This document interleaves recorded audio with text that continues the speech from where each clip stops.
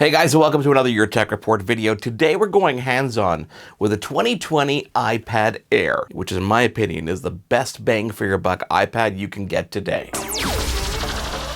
Thanks for being here, guys. If you're not already subscribed to our channel, hit that subscribe button down below and don't forget that thumbs up and notification bell. This way you'll be notified anytime we've got a brand new video to share with you. And the thumbs up is just, make me feel better about myself. So the 2020 iPad Air came, and it came with the same design as the 2019 and of course the refreshed 2020 iPad Pro.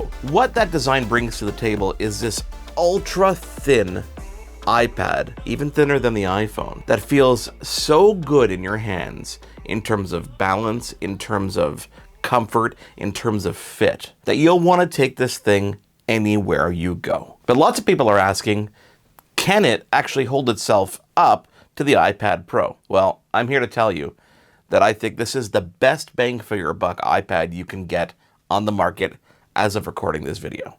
Now, the iPad Pro brings to the table an updated camera system with that new LiDAR sensor if you get the 2020 model, which is a great feature and has lots of promise, but as of today, it doesn't really bring much in terms of features and functionality to the table on the iPad. Whereas the iPad Air takes on the entire form factor. It has the smart connectors on the back so you can plug it into accessories, including Apple's own Magic Keyboard.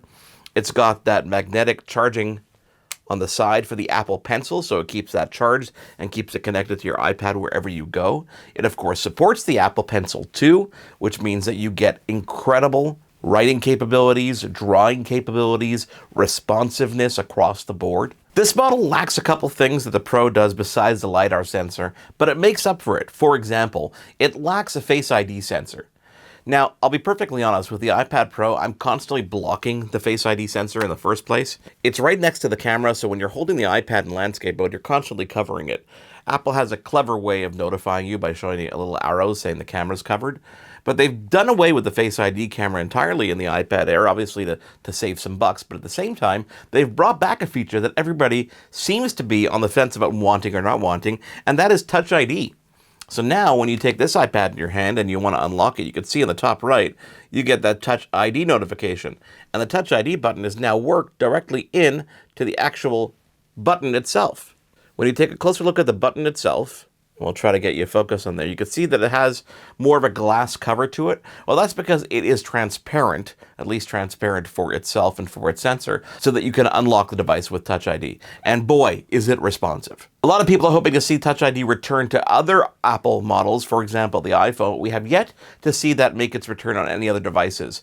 The rumors we're hearing right now is that we might see a Touch ID sensor under the glass on future iPhones and iPads, but we have no proof of that whatsoever, so take that with a grain of salt. In terms of functionality and features of the operating system, I mean, you've got the latest iOS 14.2 on this actual iPad, so you're not lacking in performance in any way, shape, or form.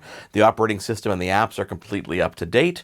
There's no worrying about compatibility because it's got everything you need there. It's got the latest processor on board, just like the iPad Pro. It's got a great amount of memory. You've got two different flavors in terms of storage. You can get a 64 gig model, which is a little bit low in my opinion, or a 256 gig model. That's another differing point between the Pro and the iPad Air, is that you have more storage options on the iPad Pro. Of course, there's different models in terms of Wi-Fi and cellular connectivity. No 5G on this device.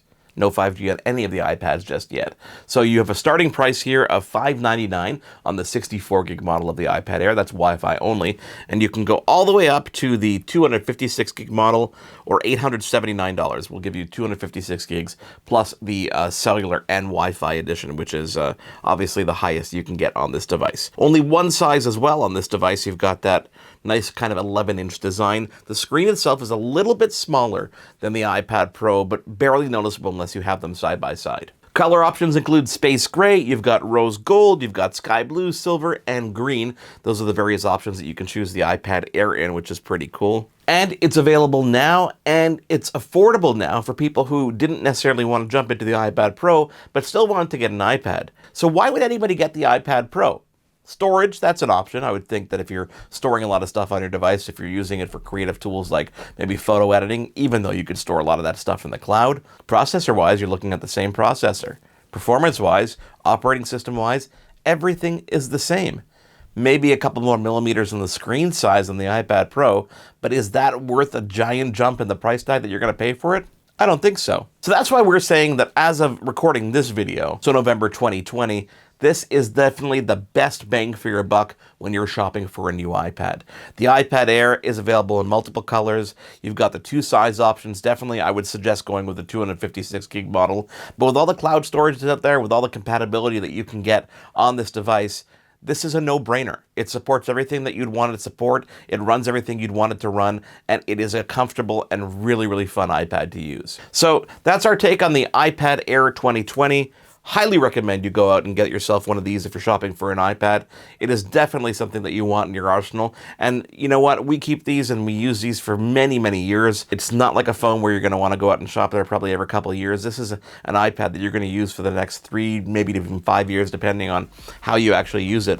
But definitely the best bang for your buck iPad you can get in 2020. Guys, I hope you enjoyed this video. If you did, please give us a thumbs up.